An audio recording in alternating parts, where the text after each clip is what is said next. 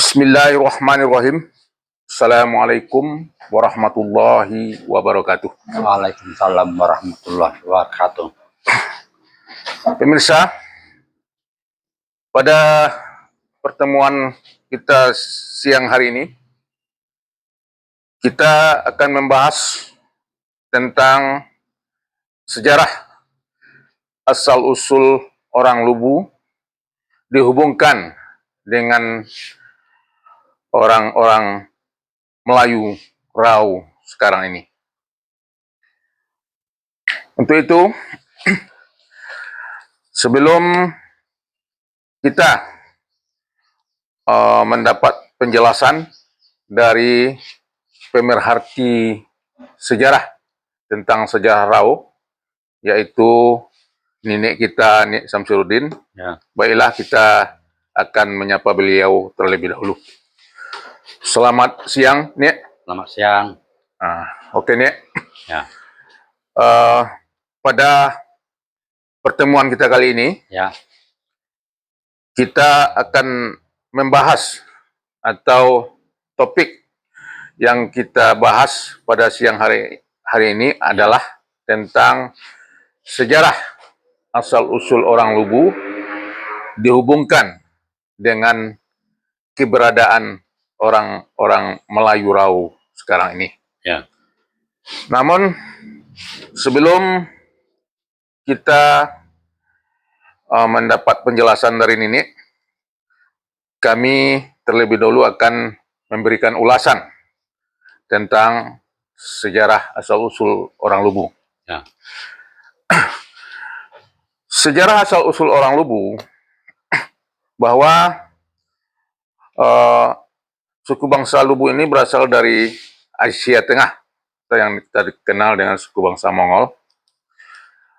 Pada abad ke-10 sebelum Masehi, suku bangsa Lubu ini mengadakan penyerangan ke daerah-daerah di Indochina, di mana dalam penyerangan suku bangsa Lubu ke daerah-daerah di Indochina ini, mereka mencari daerah-daerah yang subur, yaitu di daerah-daerah pinggir sungai yang besar di daerah Indochina, antara lain Sungai Mekong, Sungai Salwen, Sungai Irrawaddy. Nah, setelah terjadi penyerangan oleh suku bangsa Lubu ini, maka suku-suku bangsa yang ada di Indochina ini mengadakan migrasi ke daerah-daerah, umumnya ke daerah Nusantara, hingga sampai ke Filipina, dan juga sampai ke Pulau Formosa atau Taiwan. Adapun suku bangsa Indochina yang bermigrasi ini antara lain adalah suku Tayal, suku Igorot, suku Lalone, suku Bontok, suku Karen, dan yang tinggal, artinya yang bertahan pada masa itu, adalah suku Meo, yang keberadaannya pada saat ini masih bisa kita jumpai di daerah Chiang Mai, Thailand. Nah, setelah suku bangsa Lubu ini menyerang daerah-daerah di Indochina ini, akhirnya mereka menguasai daerah di Indochina bagian selatan. Tepatnya itu di daerah Vietnam sekarang ini, atau Vietnam Selatan. Di mana setelah mereka menguasai daerah di Vietnam Selatan ini, mereka membentuk kerajaan di sana yang mereka namakan Kerajaan Lubu, dengan ibu kotanya Sinhapura. Namun setelah terbentuknya kerajaan Lubu ini, selang berapa lama kemudian datanglah penyerangan dari Cina Selatan, yaitu dari suku bangsa Daifen.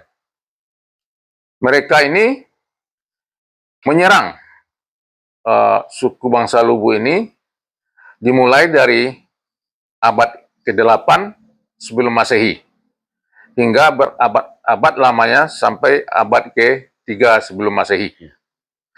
Akibat dari penyerangan suku bangsa Daifen ini, akhirnya sebagian dari suku bangsa Lubu ini bermigrasi ke daerah-daerah lain, yaitu tepatnya di daerah Langkasuka atau dikenal dengan Muluk Tanjung atau Sigentingkera, tepatnya sekarang ini adalah daerah Kedah, di mana penyerangan di mana migrasi ini berlangsung sebanyak 2 periode. Pada periode pertama dimulai pada abad ke-7 sebelum Masehi, kemudian di migrasi yang kedua terjadi pada abad kedua sebelum Masehi. Pada migrasi yang pertama itu rute perjalanan yang mereka lakukan adalah melalui laut, sehingga sampai dari Sinhapura mereka menyeberang melalui laut hingga sampailah di daerah Langkasuka atau daerah Muluk Tanjung atau daerah Kedah sekarang ini, sehingga mereka membentuk kerajaan Langkasuka. Nah, pada migrasi yang kedua, yaitu terjadi abad kedua sebelum Masehi, rute perjalanan pada migrasi yang kedua ini adalah melalui darat, yaitu dimulai dari Laos, kemudian Kamboja, kemudian terus ke Thailand, akhirnya sampailah mereka di daerah Muluk Tanjung atau Langkasuka atau Kedah sekarang ini, tepatnya ke daerah yang bermigrasi pada periode yang pertama tadi. Jadi artinya mereka kembali menemui suku bangsa Lubu juga, yaitu sebangsa dengan mereka. Oke, pemirsa, sebagai ulasan untuk menjelaskan tentang keberadaan dari sejarah asal-usul suku bangsa Lubu tadi dikaitkan dengan suku bangsa Melayu Rau sekarang ini. Untuk lebih jelasnya, marilah kita menyapa dulu pada pemerhati sejarah Rau ini, yaitu nenek kita, Nek Samsyarudin. Ya. Selamat siang, Nek. Selamat siang. Apa kabar, Nek? Baik-baik saja. Alhamdulillah, Okay. sehat. Syukur, alhamdulillah. Baik, Nek, sebagaimana ulasan kami di awal tadi, Ya. di sini kami ingin ingin dijelaskan tentang sejarah asal-usul orang Lubu ini dikaitkan dengan keberadaan orang-orang Melayu Rau ini. Ya. Itu langsung saja, Nek, kepada Nenek dipersilakan, Nek. Baik, terima kasih. Tentang orang-orang Lubu pertama, yang pertama, tidak kita ulang lagi. Jadi kita langsung saja pada gelombang kedua. Di gelombang kedua terjadi pada 200 tahun sebelum Masehi atau 2 abad sebelum Masehi. Mereka bergerak dari Singapura terus menuju Laos. Di Laos mereka juga ada yang tinggal, tidak langsung ke Langkasuka, tapi di Laos ada yang tinggal. Setelah itu mereka menuju apa namanya itu? Kamboja. Kamboja. Di Kamboja juga ada yang tinggal. Terus diteruskan lagi menuju Thailand. Di Thailand pun juga ada orang Lubu yang tinggal. Sehingga orang yang tinggal di Vietnam dan Laos membentuk kerajaan lagi, yaitu kerajaan Champa. Champa ini terbentuk pada abad kedua Masehi. Setelah itu orang yang tinggal di Thailand dan di Kamboja membuat kerajaan lagi. Nama kerajaannya Kerajaan Funan. Terjadi pada abad pertama Masehi. Setelah itu sampailah mereka di Langkasuka menuju Bandar Mahligacharai, ibu kota dari kerajaan Langkasuka. Mereka disambutlah karena satu bangsa, diajari mereka tentang industri dan lain-lain. Serta bahan-bahan yang didapat dari hutan dijadikan bahan-bahan untuk keperluan industri. Di Sungai Batu, rupanya mereka udah lama menemui biji besi. Biji besi dari Sungai Batu inilah yang dijadikan penempaan, ditempa menjadi jadi pedang. Pedang yang ditempa ini rupanya mutunya sangat baik, sehingga pedang-pedang ini sangat laris dijual, terutama pada orang-orang Timur Tengah, orang-orang Palestina, orang Mesir. Di Mesir rupanya pedang ini diambil oleh saudagar Tunisia untuk dibawa ke Armenia. Di Armenia pedang ini juga sangat laku, sehingga banyaklah orang-orang dari mancanegara pergi ke Langkasuka. Bahkan dari Amerika, seperti suku Maya, suku Inka, juga mengambil pedang di Langkasuka ketika itu. Setelah mereka di Langkasuka, gelombang kedua ini, belajarlah menempa. Setelah mereka pandai menempa, mereka pindah ke Bandar Kataha. Bandar industri juga bandar zona ekonomi kerajaan Langkasuka. Jadi setelah lama di situ mereka menyeberang ke Sumatera. Mereka masuk ke Sumatera dari pantai timur. Mereka susuri pantai. Setelah itu bertemu muara Sungai Lantar.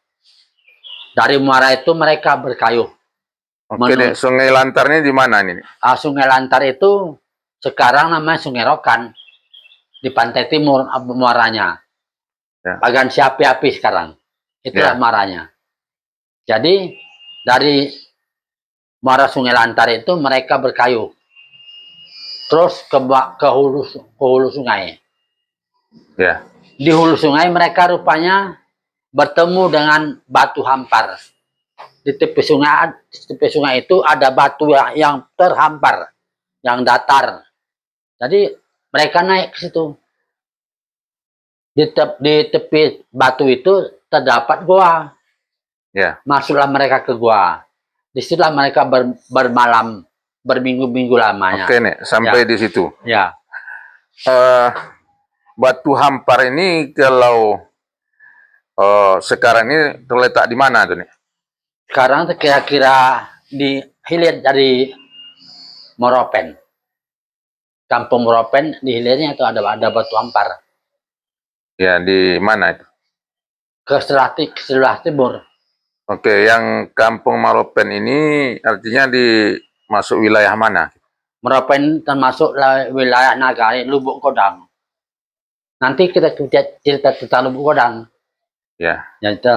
ya, maksudnya supaya pemirsa jelas Ya, letaknya itu di mana ya, supaya tidak mengambang. ya. Tuh. Jadi Batu Hampar ini terletak di hilir dari Kampung Morapen. Morapen itu sebuah kampung di muara Sungai Open. Jadi Ya, di sungai ini dari Nagari Silayang. ya, Jadi mereka itulah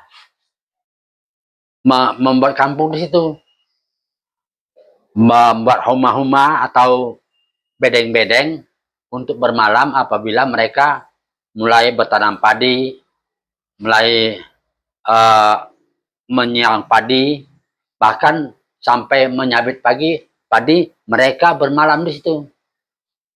Jadi itulah guna-guna bedeng-bedeng tadi. padinya ini padi apa nih? Padi ladang. Oke, pemirsa. Artinya daerah itu tuh daerah Tidak ada tidak perbukitan. adalah Bukit. perladangan. Ya, Jadi artinya padi ladang. Lanjutnya. ya. Jadi setelah mereka berusaha itu, akhirnya panenlah. Akhirnya terjadi panen padi. Jadi pada waktu panen itu padi ditumbuk, dijadikan beras, dan beras itu diperjualbelikan sesama mereka. Ada yang tukang ngambil kayu, nelayan memancing ikan yang dapat itu dijual sama orang yang punya beras. Ya, Pembayarnya adalah beras. artinya pembayarannya barang dengan barang. Barang dengan barang, artinya barter ya. Oke nih. Itulah. Akhirnya barang-barang ini terkumpul di Moropen. Terus mereka juga mengambil hasil-hasil hutan seperti kayu gaharu yang sudah wangi itu dijual pula kepada orang yang punya padi, ditukar. Jadi barang-barang ini terkumpullah di Moropen. Suatu saat barang-barang tadi dibawalah ke Rangkasuka melalui mengiliri sungai Lantar. Di Rangkasuka rupanya barang-barang ini sangat laris, sangat laku, sangat dicari-cari orang.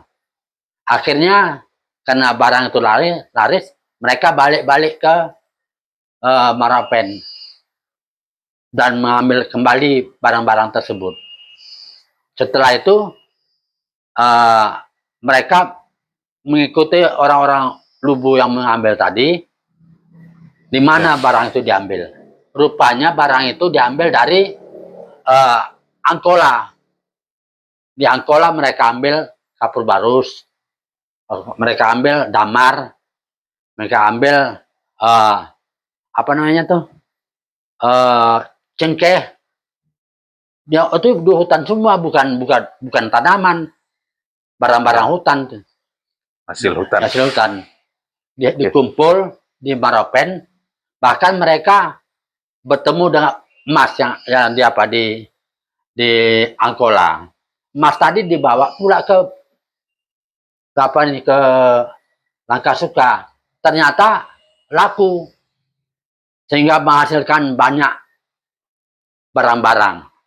Ketika itu uang tidak ada, hanya barang dengan barang. Oke nih, itu peristiwa itu terjadi di perkiraan abad keberapa nih? Abad ke-1 sebelum Masehi lah. Ya. Abad pertama sebelum Masehi. Ya. Itulah terjadinya.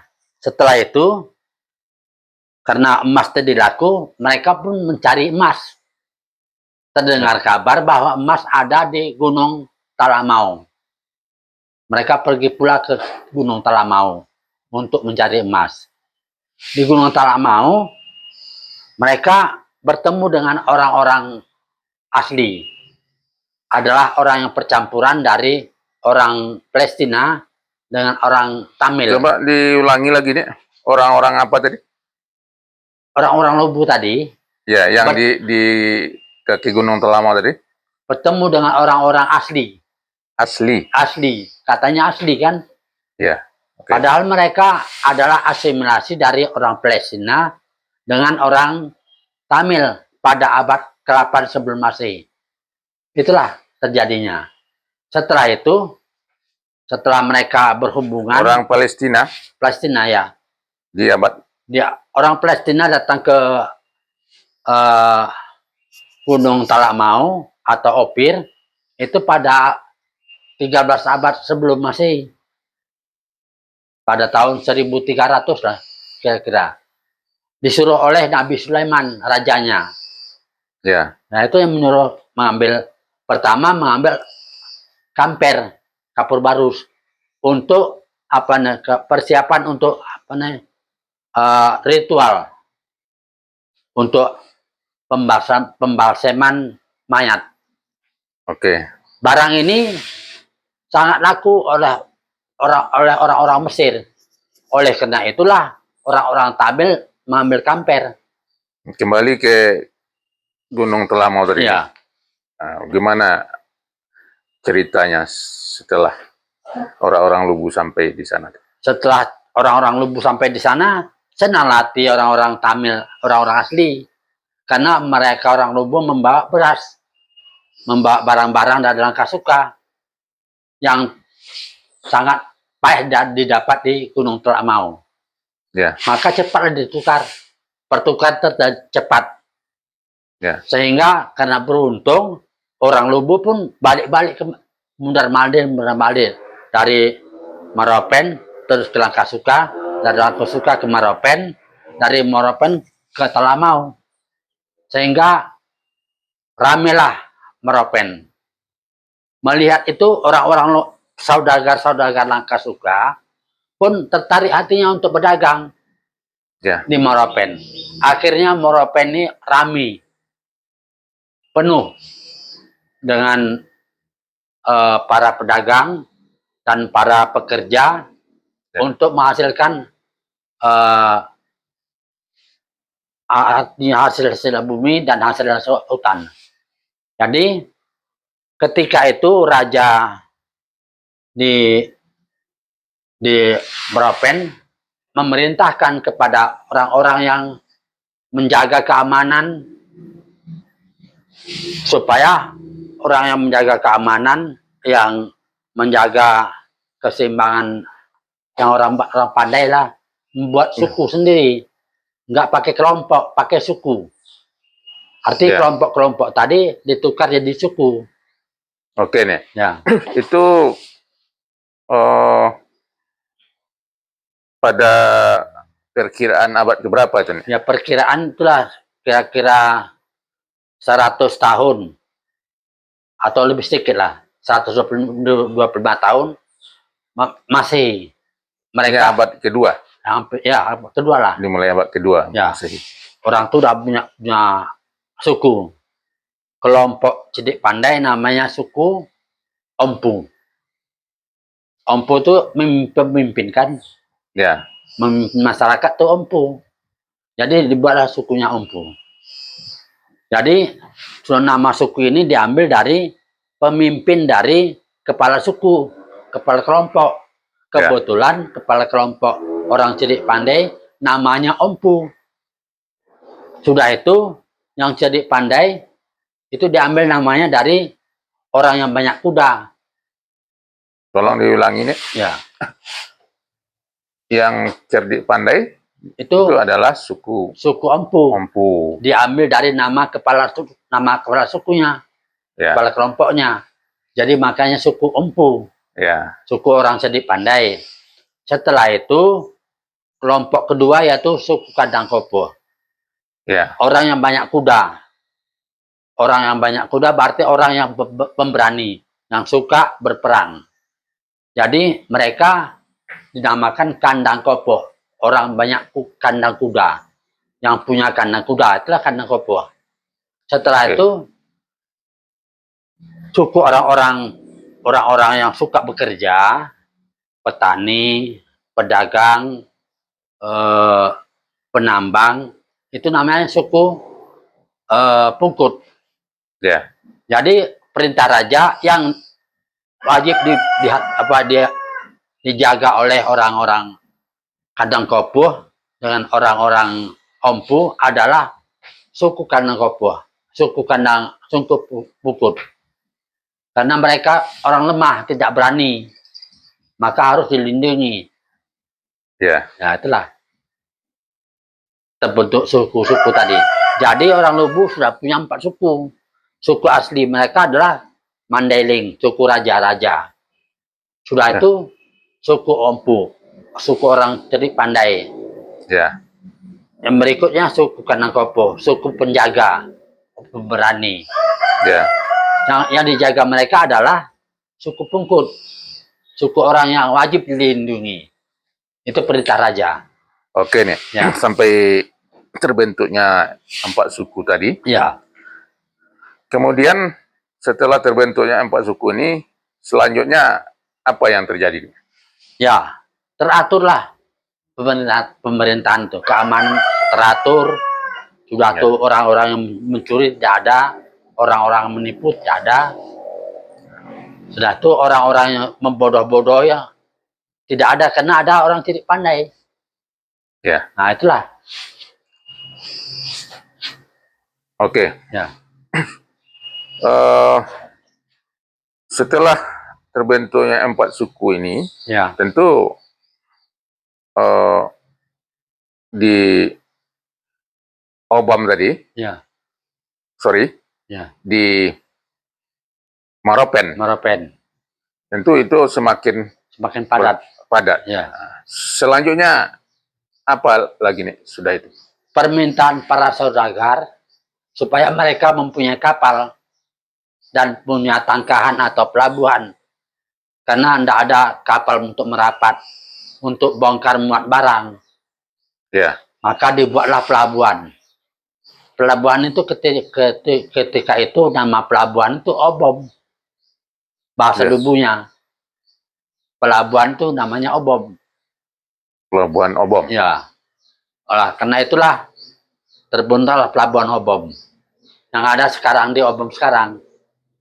Obom itu kira-kira letaknya di antara apa nanti? Antara Atau cabang. Obam sekarang ini letaknya di mana itu? Di Lubulayang, Nagari Lubulayang. Jorong apa? Jorong Obom ya, Jorong Obom. Nagari Lubulayang. Bayang. Kecamatan Rau Selatan, Kabupaten Pasaman sekarang. Setelah itu, seiring dengan dibuatnya pelabuhan, maka dibuat pula galangan kapal. Letaknya di Obom juga, karena dekat dengan pelabuhan. Ya. Ternyata setelah kapal-kapal dibuat, apanya kapal-kapal itu kapal-kapal yang baik, yang tidak oleng, yang netral jalannya. Sehingga kapal-kapal orang Lubu dibeli oleh orang-orang mancanegara. Kapal itu sangat besar ketika itu. Muatannya kira-kira 500 ton sebuah kapal. Ya. Kapal itu bukan hanya membawa barang, tapi juga membawa penumpang dari pulau ke pulau. Ya. Sehingga bahasa-bahasa orang Lubu ini menyebarlah ke seluruh Nusantara ini. Akibat pedagang, agak pelayaran, dan lain sebagainya. Sampai situ. Oke nih. Ya. Setelah terbentuknya pelabuhan Obom, Ya. kemudian pesatnya perdagangan, Ya. selanjutnya apa lagi nih sudah itu? Setelah itu, Moropen tambah sempit. Ya. Untuk mengembangkan pembangunan di Moropen, tempatnya tidak ada lagi. Sehingga akhirnya mereka diperintahkan raja lah, buat rumah sendiri-sendiri. Artinya setiap manusia, setiap rumah tangga membuat rumahnya secara bergotong royong. Jadi ada kepala-kepala suku Ya. berhimpun, kita akan bangun rumah sianu. Maka beramai-ramai mereka mengambil kayu, mengambil untuk tiang. Ketika itu belum ada paku. Ya. Yang ada batang-batang batang kayu yang keras itu diruncing. Ya, artinya bangunan apalah, bangunan yang tanpa paku gitu. Iya, Ya, oke nih. ke masa itu. Setelah itu maka terjadilah kira-kira 25 tahun lamanya terjadilah bandar yang namanya bandar. Bertanyalah masyarakat kepada Cilik Pandai. Kata Cilik Pandai, kita orang Lubu katanya. Oleh raja, buat aja bandar ini bandarnya Lubu Godang. Artinya orang Lubu Godang itu banyak. Ya, Ya, orang Lubu yang banyak, bandar orang Lubu yang banyak, maka terjadilah bandar Lubu Godang. oke. Bandar Lubu Godang itu letaknya sekarang di mana itu? Ya di Lubu Godang sekarang di Nagari Lubu Godang, kecamatan Mapatunggul. Oh, Selesai, sampai dan sampai sekarang namanya masih masih Lubu Lubu Godang. Godang. Oke, pemirsa, Ya, bahwa Bandar Lubu Godang itu sampai sekarang namanya masih Lubu Godang. ya, Yang sekarang ini Lubu Godang itu adalah nama nagari di Kecamatan Mapatunggul, Kabupaten Pasaman, Provinsi Sumatera Barat. ya, Jadi di situlah uh, uh, artinya Lubu Godang itu adalah uh, satu daerah. satu daerah, bukan, maksudnya Lubu Godang itu uh, Orang Lubu yang orang banyak. Lubu yang banyak. Oke nih, lanjut nih. Setelah itu, karena pesatnya perdagangan, banyaklah orang ke Lubu Godang. Jadi barang-barang cepat didapat di Lubu Godang. Ya. Karena barang-barang dari Langkasuka, dari apa namanya, Gunung Talamau, dari Angkola, berkumpul di Lubu Godang. Ya. Banyaklah orang pindah ke daerah tersebut. Sehingga tidak berapa lama Lubu Godang sudah ramai pula. Tempat tidak ada lagi. Maka ketika itu bertukar raja. Raja yang lama sudah wafat, diganti dengan anaknya yang bernama Kriuk Banso. Itu namanya. Kriuk Banso. Oke. Itulah raja orang Lubu pertama. Itu perkiraannya abad keberapa itu? Pada abad ke 175 Masehi. Artinya abad kedua. Abad kedua. Nah, oke nih, lanjut nih. Oleh Kriuk Bangso, karena sudah padat, dibuatlah bandar baru. Bandar yang lebih besar. Jadi disuruhlah orang-orang berani untuk menebang hutan. Ya. Itu orang-orang karena Kopua. Berikut diperintahkan kepada orang Empu untuk membuat desain bentuk-bentuk rumahnya. Jadi itulah jarak kira-kira 15 tahun lah dari tahun 175 itu, kira-kira tahun 185 sudah siap kota bandar, namanya Bandar Minanga. Mengapa namanya Bandar Minanga? Itu perintah dari Empu, pemimpin Empu. Karena bandar itu terletak di atas air, di atas sungai, dua sungai. Yang pertama, maksudnya di muara terletak. Ya, di atas muara dua sungai. Ya. Yaitu muara Sungai Asik ke Sungai Lantar. Itu makanya disebut Minanga. Minanga pertemuan. Ya. Tambar atau air tawar. Jadi pertemuan air tawar. Muara dua sungai air tawar. Ya. Itu artinya Bandar Minanga. Bandar Minanga. Setelah itu pada tahun 200 10 Masehi, Ya. yaitu pada abad ketiga, datanglah orang-orang anak buah atau rakyat atau Ratu Seba dari Angkola untuk berdagang di Minangkabau. Orang Ratu Seba ini datang ke Angkola pada 200 tahun Masehi. Abad Berarti kedua. abad kedua dia datang. Ya. Mungkin waktu tahun 100 sekian mereka datang. Mereka datang ke Lubuk Godang atau Minanga pada tahun 200 sekian. 200. Berarti abad ketiga. Awal abad ketiga. Ya. Oke. Mereka bercampur baur.